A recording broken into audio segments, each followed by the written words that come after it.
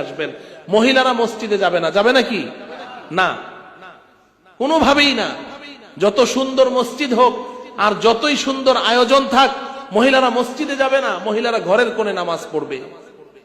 আপনি প্রশ্ন করতে পারেন যে নবীজির যুগে তো মহিলারা মসজিদে যেত, যেত কি যেত না? নবীজির যুগে মহিলারা মসজিদে যেত কি যেত না? অবশ্যই যেত।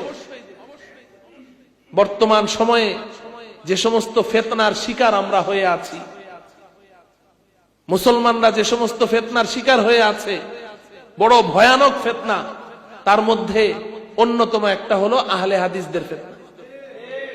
এরা এখন আমাদের মা বোনদেরকে মসজিদে নিয়ে যায়, বলে যে পুরুষরা যেমন মসজিদে গিয়ে নামাজ পড়লে 27 গুণ সওয়াব বেশি, নারীরাও মসজিদে গিয়ে নামাজ পড়লে 27 গুণ সওয়াব বেশি। বলে কি বলে না? এই স্লোগান দিয়ে তারা নারীদেরকে এখন মসজিদে নিয়ে যাচ্ছে। মুহতারাম হাজিরিন, এখন তো মিডিয়ার যুগ, ইলেকট্রনিক্স মিডিয়া, প্রিন্ট মিডিয়া, মিডিয়ার যুগ। এই মিডিয়াতে তারা ভিডিওতে দেখায়, এই যে দেখো মক্কা মদিনায় মহিলারা মসজিদে নামাজ পড়ছে, তো তোমরা কেন যাবে না? আবার বলে নবীজির যুগে নবীজির পিছনে নারীরা মসজিদে গিয়ে নামাজ পড়তো, তা আমাদের মেয়েরা কেন মসজিদে যাবে না? এখন এই যে সমস্ত মডেল মসজিদ হচ্ছে, ওখানেও নারীদের জন্য আলাদা নামাজের ব্যবস্থা করা হচ্ছে, হচ্ছে কি হচ্ছে না? হ্যাঁ, এরপরে আবার দলিল দেয়, কয় যে বাইতুল মুকাররম জাতীয় মসজিদ, ওখানেও তো নারীরা গিয়ে কি করে? জামাতে নামাজ পড়ে। দলিল, ও ভাই, আমাদের মুসলমানদের দলিল কি বাইতুল মুকাররম মসজিদ না কোরআন সুন্নাহ? দলিল কি? নাকি মডেল মসজিদ? তো কোরআন সুন্নাহ যদি সাপোর্ট করে তাহলে নারীরা মসজিদে যাবে, আর যদি কোরআন সুন্নাহ যদি সাপোর্ট না করে তো পৃথিবীর সমস্ত মসজিদে নারীরা গেলেও কি এটা দলিল হবে? দলিল হবে? নবীজির জমানায় নারীরা মসজিদে যেত, খুব ভালো করে বুঝেন।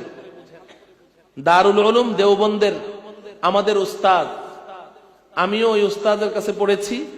এই মুহূর্তে আপনাদের সামনে যিনি এসে বসেছেন উনিও ওই উস্তাদের ছাত্র, হযরত মাওলানা মুফতি সাঈদ আহমদ পালনপুরি রহমতুল্লাহি আলাইহি। দারুল উলুম দেওবন্দের সদরুল মুদাররিসিন ও শাইখুল হাদিস ছিলেন। তবে আমরা হুজুরের কাছে তিরমিজি শরীফ পড়েছি। মুফতি সাঈদ আহমদ পালনপুরি রহমতুল্লাহ আলাইহি আমাদেরকে বলেছেন, নবীজির পেছনে মহিলা সাহাবারা 3 কারণে নামাজ পড়তে যেত। কয় কারণে? বাস এই একটা কথা আজকে বুঝেন মাসআলা, বাকিগুলো পরে হবে। কয় কারণে যেত? 3 কারণে নবীজির পেছনে নারীরা নামাজ পড়তে যেত। 1 নাম্বার হলো জিয়ারাতুন নবী। বলেন 1 নাম্বার কি? জিয়ারাতুন নবী। নবীজি সাল্লাল্লাহু আলাইহি ওয়াসাল্লামের চেহারা দর্শন করা, এটাও ইবাদত। এটা কি ইবাদত না? তো মহিলা সাহাবীরা তারা তো সারাদিন নবীজিকে দেখতো না, নবীজি তো রাষ্ট্রীয় কাজে, জিহাদের ময়দানে, বিভিন্ন দাওয়াতের কাজে, ইসলামের কাজে বাইরে থাকতেন। নারীরা তো পুরুষদের কারণে মহিলারা নবীজির কাছে আসতে পারতো না, কিন্তু 5 ওয়াক্ত নামাজ তো নবীজি মসজিদে নববীতে ইমামতি করতেন। তো নবীজির চেহারা জিয়ারত করার জন্য তারা মসজিদে নববীতে আসতো। তাহলে 1 নম্বর কারণ কি? জিয়ারাতুন নবী। বলেন 1 নম্বর কারণ কি? জিয়ারাতুন নবী। 2 নম্বর কারণ হলো তালিমুন নবী। 2 নম্বর কারণ কি? তালিমুন নবী। নবীজি সাল্লাল্লাহু আলাইহি সাল্লাম 5 ওয়াক্ত নামাজের পরে সাহাবায়ে কেরামকে তালিম দিতেন। যদি নতুন কোনো আয়াত অবতীর্ণ হতো কিংবা কোনো হাদিস শোনানোর ইচ্ছা হতো, তাহলে 5 ওয়াক্ত নামাজের পরে এই হাদিসটা শুনিয়ে দিতেন, ওই আয়াতটা তেলাওয়াত করে শুনিয়ে দিতেন। নবীজির এই তালিমটা পাওয়ার জন্য মহিলা সাহাবীরা মসজিদে নববীতে আসতো। তাইলে 2 নম্বর কারণ কি? তালিমুন নবী। 3 নম্বর কারণ হলো ফজিলাতু মসজিদিন নববী। ফজিলাতু মসজিদিন নববী, মসজিদে নববীর ফজিলত। নবীজি বলেন, আমার কোন উম্মত যদি মসজিদে নববীতে এসে নামাজ পড়ে তো আল্লাহ রাব্বুল আলামিন প্রতি রাকাতে তাকে 50,000 রাকাতের সওয়াব দান করে। তাইলে কারণ কয়টা? 3 কারণে। একটা হলো নবীজির জিয়ারত, জিয়ারাতুন নবী। 2 নম্বর হলো তালিমুন নবী। 3 নম্বর হলো ফজিলাতু মসজিদিন নববী। আমি এখন আমার ওই বন্ধুদের কাছে জানতে চাই যে নারী সাহাবীরা নবীজির পেছনে যেই 3 কারণে এসে নামাজ পড়তো, তুমি যে তোমার মহল্লার মসজিদে তোমার বিবিকে, তোমার বোনকে পাঠাচ্ছ, এই মসজিদের মধ্যে ওই 3 কারণের কয় কারণ আছে? বলেন। তাইলে কিসের সাথে কি? পান্তা ভাতে ঘি, ঠিক কিনা? কিয়াস করতে হইলে মিল করে করতে হবে, তো মিল করে করতে হবে না? তো কিসের উপরে কিসের কিয়াস করলে তুমি? না এখানে নবীজির জিয়ারত আছে, না এখানে নবীজির তালিম আছে, না এখানে মসজিদে নববীর ফজিলত আছে, ওটার উপরে এটার কিয়াস কেমনে করলে তুমি? তো এখানে এসে আমি 1 মিনিট একটা কিচ্ছা শোনাই। ছোটবেলায় এই যে যুক্তিবাদী সাহেবের কাছে শুনছিলাম, হাবিবুর রহমান যুক্তিবাদী সাহেব আছেন না, বক্তা, তো উনি কিচ্ছা শুনিয়েছেন যে এক বেয়াই আরেক বেয়াইয়ের বাড়িতে দাওয়াত খেতে গেছে।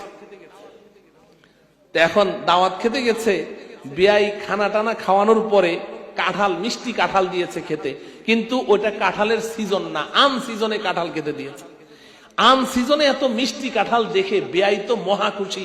বেয়াই এত মিষ্টি কাঁঠাল আম সিজনে পাইলা কই? ও বেয়াই ছিল ঢাকাইয়া, আম সিজনে মিষ্টি কাঁঠাল পাইলা কই? বেয়াই কয় যে বেয়াই এই গজ মারছি, গজ কয় না কি কয়, যে লোহা দেয় যে গজ, কয় বেয়াই এই তো আম সিজনে একটা টেমা বইছে, একটা কাঁঠাল গাছের মধ্যে ধরছে, ওটার মধ্যে গজ মারছি। বেয়াই কয় বেয়াই গজ কি?